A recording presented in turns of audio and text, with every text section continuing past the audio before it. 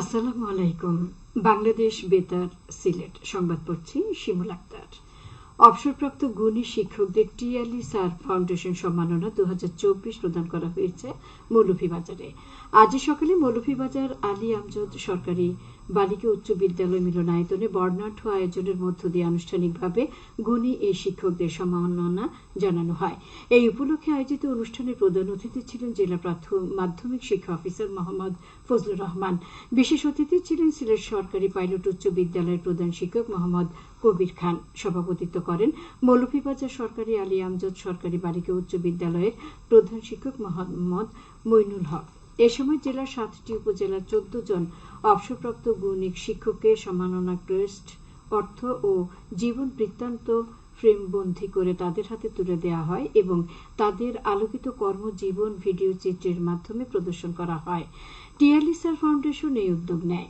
গুণী শিক্ষকদের নিয়ে কাজ করা টিআলি স্যার ফাউন্ডেশন 2020 সাল থেকে গুণী শিক্ষকদের নিয়ে কাজ শুরু করে। ইতিপূর্বে 2022 সালে সিলেট জেলা এবং 2023 সালে হবিগঞ্জ জেলায় অবসরপ্রাপ্ত গুণী শিক্ষককে সম্মাননা প্রদান করা হয়। আগামী বছর সুনামগঞ্জ জেলায় অবসরপ্রাপ্ত গুণী শিক্ষকদের সম্মাননা প্রদান হবে। জাতির জনক বঙ্গবন্ধু শেখ মুজিবুর রহমানের দ্বিতীয় পুত্র শেখ জামালের 71তম জন্মবার্ষিকী উপলক্ষে আলোচনা সভা, দোয়া ও মোনাজাত অনুষ্ঠিত হয়েছে মৌলভীবাজারের বড়লেখা উপজেলায়। আজ সকালে বড়লেখা অডিটোরিয়ামে অনুষ্ঠিত সভায় প্রধান অতিথি ছিলেন সাবেক পরিবেশ, বন ও জলবায়ু পরিবর্তন মন্ত্রী শাহাবুদ্দিন এমপি। বিশেষ অতিথি ছিলেন উপজেলা পরিষদ চেয়ারম্যান মোহাম্মদ শোয়েব আহমদ ও বড়লেখা পৌরসভার মেয়র আবুল ইমাম মোহাম্মদ কামরান আহমদ।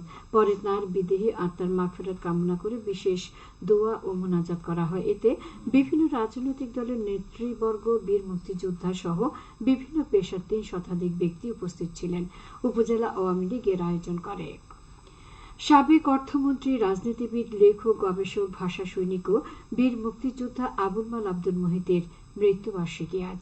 2022 সালের 30 এপ্রিল 88 বছর বয়সে মৃত্যুবরণ করেন বরেণ্য ব্যক্তিত্ব। আবুল মাল আব্দুল মুহিত 1934 সালের 25 জানুয়ারি সিলেটে জন্মগ্রহণ করেন। আবু আহমদ, আব্দুল হাফিজ ও সৈয়দা সাহার বানু চৌধুরীর 14 সন্তানের মধ্যে তৃতীয় সন্তান মুহিত। শ্রী সৈয়দা সাবিয়া মুহিত একজন ডিজাইনার। 3 সন্তানের মধ্যে কন্যা সামিনা মুহিত ব্যাংকার ও আর্থিক খাতের বিশেষজ্ঞ। বড় ছেলে শাহিদ মুহিত বাস্তুকলাবিদ এবং ছোট ছেলে সামির মুহিত শিক্ষক। যুক্তরাষ্ট্রের হার্ভার্ড বিশ্ববিদ্যালয় থেকে অর্থনীতিতে উচ্চতর ডিগ্রি নেওয়া আব্দুল মুহিত বরাবরই একজন মেধাবী মানুষ ছিলেন। 1954 সালে ঢাকা বিশ্ববিদ্যালয় থেকে ইংরেজি সাহিত্যে স্নাতক পরীক্ষায় প্রথম শ্রেণীতে প্রথম স্থান অধিকার করেন তিনি। পরের বছর একই বিষয়ে স্নাতকোত্তর ডিগ্রি অর্জন করেন। এর আগে অংশ নেন ভাষা আন্দোলনে। ছাত্র জীবনে সলিমুল্লাহ হল ছাত্র সংসদের ভিপি নির্বাচিত হয়েছিলেন তিনি। 1956 সালে আব্দুল মুহিত যোগ দেন পাকিস্তান সিভিল সার্ভিসে। সিএসপিতে যোগ দিয়ে তিনি ওয়াশিংটন দূতাবাসে পাকিস্তানের কূটনীতিকের দায়িত্ব নেন এবং মুক্তিযুদ্ধ চলাকালে 1971 সালের জুনে পাকিস্তানের পক্ষ ত্যাগ করেন। ওই সময় তিনি বাংলাদেশ সরকারের প্রতি আনুগত্য প্রদর্শন করেন এবং যুক্তরাষ্ট্রে মুক্তিযুদ্ধের পক্ষে জনমত গঠনে গুরুত্বপূর্ণ ভূমিকা পালন করেন। অর্থমন্ত্রী হিসেবে আবুল মাল আব্দুল মুহিত 12টি বাজেট উপস্থাপন করেছেন, যার 10টি আওয়ামী লীগ সরকার আমলের। মৌলভীবাজার শ্রীমঙ্গলে ঘূর্ণিঝড়ে ক্ষতিগ্রস্ত 222 পরিবারের মাঝে খাদ্য সামগ্রী নগদ অর্থ বিতরণ করেছেন কৃষিমন্ত্রী, বীর মুক্তিযুদ্ধ অধ্যক্ষ ড মোহাম্মদ আব্দুল শহীদ এমপি। আজ সকালে উপজেলা প্রশাসন শ্রীমঙ্গলের আয়োজনে ঘূর্ণিঝড়ের ক্ষতিগ্রস্ত পরিবারের মধ্যে খাদ্য সামগ্রী নগদ অর্থ বিতরণ করা হয়।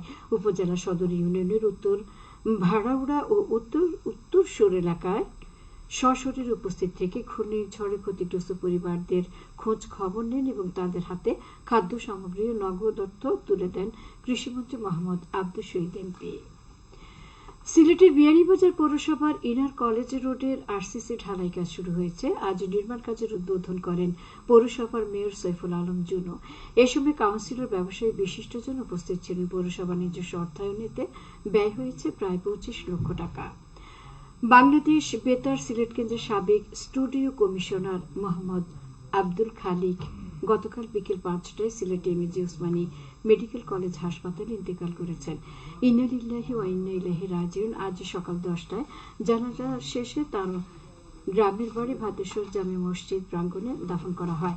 মৃত্যুকালে তার বয়স হয়েছিল 70 বছর। 3 ছেলে ও স্ত্রী সহ অসংখ্য গুণগ্রাহী রেখে গেছেন। বাংলাদেশ বেতার সিলেট কেন্দ্র থেকে শোক প্রকাশ করা হয়। খেলার খবর। ক্রিকেট। সিলেট জেলা ক্রীড়া সংস্থা আয়োজিত ব্লুবার্ড অটো লিমিটেড দ্বিতীয় বিভাগ ক্রিকেট লিগের আজকের খেলায় শেখর পাইওনিয়ার্স 68 রানে স্মাইল স্পোর্টিং ক্লাবকে পরাজিত করে। সিলেট জেলা স্টেডিয়ামে প্রথমে ব্যাট করে শেখর পাইওনিয়ার্স 31-4 ওভারে সবকটি উইকেট হারিয়ে 143 রান করে। জবাবে স্মাইল স্পোর্টিং ক্লাব 26 ওভারে সবকটি উইকেট হারিয়ে 75 রানে গুটিয়ে যায়। আগামীকাল শেখর পাইওনিয়ার্স গ্রিন হোয়াইট মোহামেডান ক্লাবের মোকাবেলা করবে। এদিকে সিলেট জেলা স্টেডিয়ামে দ্বিতীয় বিভাগ ক্রিকেট লিগে আজ শেখর পাইওনিয়ার্স ক্লাব স্মাইল স্পোর্টিং ক্লাবের মোকাবেলা করবে। সবশেষে আবহাওয়া। সন্ধ্যা 6টা পর্যন্ত পূর্বাভাসে বলা হয়েছে সিলেট সহ পার্শ্ববর্তী এলাকায় পশ্চিম উত্তর পশ্চিম দিক থেকে অস্থায়ীভাবে ঘন্টায় সর্বোচ্চ 60 কিলোমিটার বেগে দমকা থেকে ঝোড়ো হাওয়া বয়ে যেতে পারে। সেই সঙ্গে হতে পারে বৃষ্টি অথবা বজ্রসহ বৃষ্টিপাত। এসব এলাকার নদী বন্দর সমূহকে 1 নম্বর সতর্কতা সংকেত দেখিয়ে যেতে বলা হয়েছে। আজ সিলেটে সূর্যোদয় হয়েছে 5টা 19 মিনিটে এবং সূর্য অস্ত যাবে সন্ধ্যা 6টা 21 মিনিটে। সংবাদ শেষ হলো। আমাদের পরবর্তী স্থানীয় সংবাদ প্রচারিত হবে সন্ধ্যে 7টায়।